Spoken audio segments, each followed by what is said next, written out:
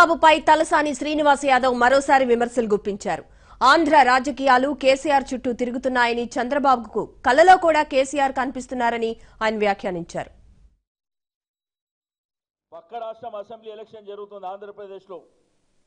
మనమన్నా ఇన్నిసార్లు కేసీఆర్ గారి పేరు తలుచుకుంటామో లేదో కానీ చంద్రబాబు నాయుడు గారు రాత్రి 2 గంటలకు పండుకుంటూ కూడా మేలుకొస్తే కేసీఆర్ అంటారు.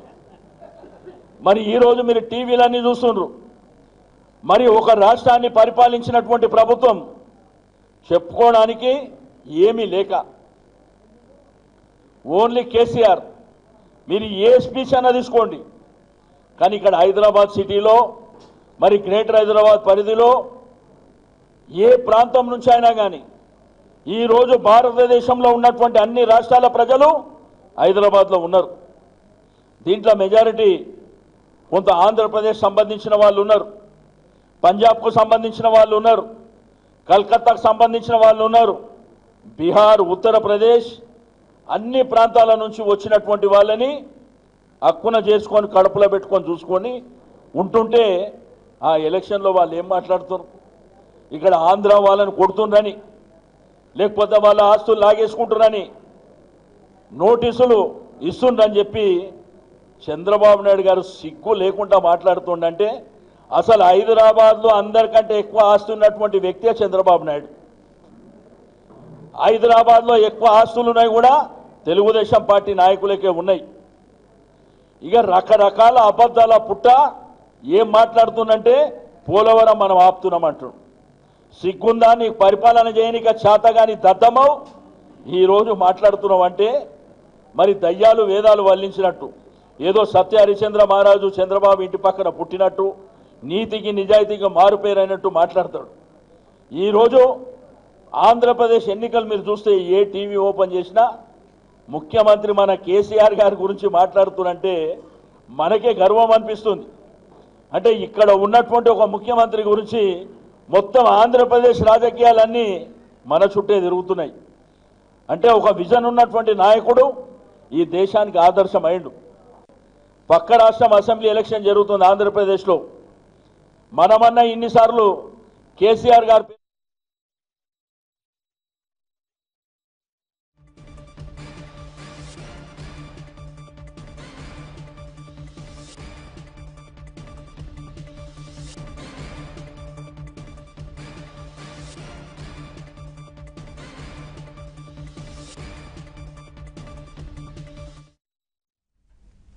మరింత సమాచారాన్ని మా ప్రతినిధి చంద్రశేఖర్ అందిస్తారు. చంద్రశేఖర్, చెప్పండి, తలసాని వ్యాఖ్యలను ఎలా అర్థం చేసుకోవచ్చు?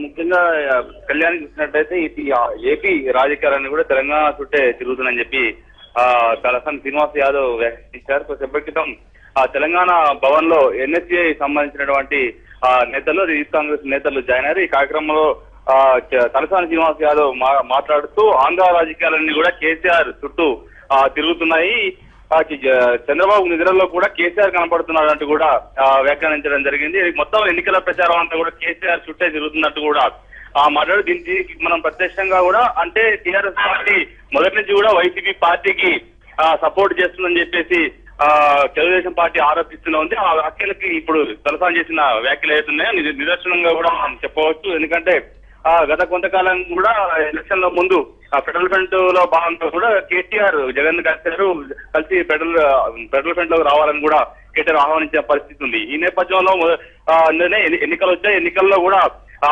పరోక్షంగా టీఆర్ఎస్ పార్టీ అక్కడికి వెళ్లి ప్రచారం చేయకపోయినా కూడా ఇక్కడి నుంచే వాళ్ళకి సహకారాలు అందిస్తుందనేటువంటి ఒక విమర్శలు అయితే టీడీపీ పార్టీ చేసుకుంటుంది. అయితే ఈ వ్యాఖ్యలకు ఇప్పుడు ప్రస్తుతం తలసాని శ్రీనివాస్ యాదవ్ చేసిన వ్యాఖ్యలు చూసినట్టయితే ఆంధ్ర వాళ్ళని కొడుతున్నారు.